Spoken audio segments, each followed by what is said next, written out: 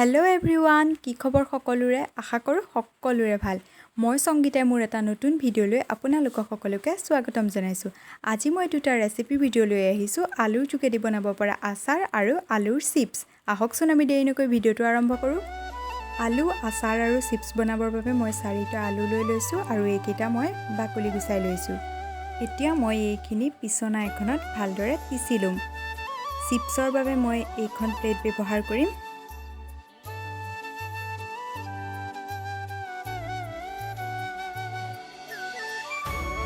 ভিডিঅ'ত দেখুৱাৰ দৰে মই এনেদৰে আলুখিনি পিছনাখনত পিচি লৈছোঁ। এইখিনি চিপছৰ বাবে পিচিছোঁ।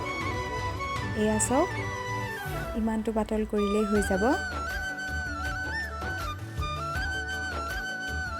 এয়া চাওক, মোৰ এইখিনি পিচা হৈ গ'ল। এতিয়া মই আলু আচাৰ বনাবৰ বাবে অন্য এখন প্লেট ব্যৱহাৰ কৰিছোঁ। আপোনালোকে কুটিও ল'ব পাৰে, মই পিছনাত পিচি লৈছোঁ। এতিয়া মই এনেদৰে আলুখিনি পিচি ল'ম। এইখিনি চাওক, ইমানটো মিহি কৰিলেই হ'ব। আপোনালোকে যদি ইয়াতকৈ ডাঙৰ কৰিব খোজে তেনেহ'লে আপোনালোকে ডাঙৰ কৰি ল'ব। এইখিনি চাওক, মোৰ পিচা হৈ গ'ল। প্ৰথমে মই আলুৰ চিপছখিনি তৈয়াৰ কৰি ল'ম। ইয়াত মই দিছোঁ অকণমান হালধি গুড়ি, ধনিয়া গুড়ি আৰু অকণমান ৰেড চিলি পাউডাৰ। সোৱাদ অনুসৰি নিমখ দিছোঁ আৰু মই হাতেৰে এতিয়া ভালদৰে এইখিনি মিক্স কৰি ল'ম। আপোনালোকৰ ওচৰত যদি বেলেগ মছলা থাকে তেনেহ'লে আপোনালোকে ইয়াত যোগ কৰিব পাৰে। আৰু অকণমান মই এতিয়া বেকিং পাউডাৰ দিছোঁ। এইখিনি এতিয়া মই ভালদৰে ৰ'দত শুকুৱাই ল'ম। এতিয়া মই আলুৰ আচাৰখিনি প্ৰস্তুত কৰি ল'ম। সোৱাদ অনুসৰি ইয়াত দিছোঁ নিমখ আৰু অকণমান হালধি গুড়ি দিছোঁ আৰু এইখিনি মই এতিয়া ভালদৰে হাতেৰে মিক্স কৰি দিছোঁ। এয়া চাওক, আমি আগৰ দৰে এইখিনি ৰ'দত ভালদৰে শুকুৱাই ল'ব লাগিব।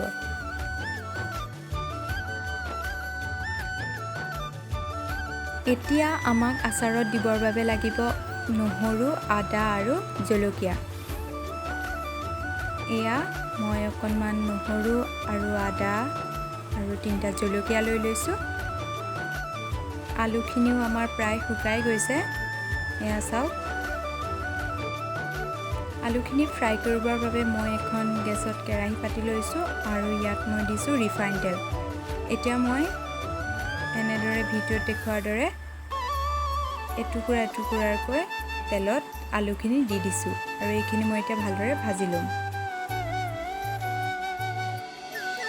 আলুখিনি মোৰ প্ৰায় ফ্ৰাই কৰা হৈ গৈছে আৰু এইখিনি আপোনালোকে চাহৰ লগতো খাব পাৰে বা সুদেও খাব পাৰে। এটুকুৰা মই ভাঙি দেখুৱাইছোঁ, চাওক কিমান মুচমুচীয়া হৈছে। এতিয়া মই আচাৰ বনাবৰ বাবে কেৰাহী এখনত মিঠাতেল অকণমান গৰম কৰি লৈছোঁ। তেলখিনি গৰম হৈ উঠাৰ পাছত মই ইয়াত আধা চামুচ চফ দিছোঁ। আপোনালোকে গোটা মছলা ব্যৱহাৰ কৰিব পাৰে।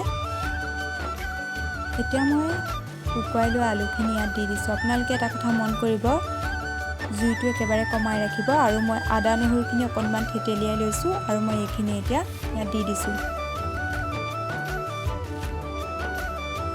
এতিয়া মই ইয়াত এড কৰিছোঁ আধা চামুচ জিৰা গুড়ি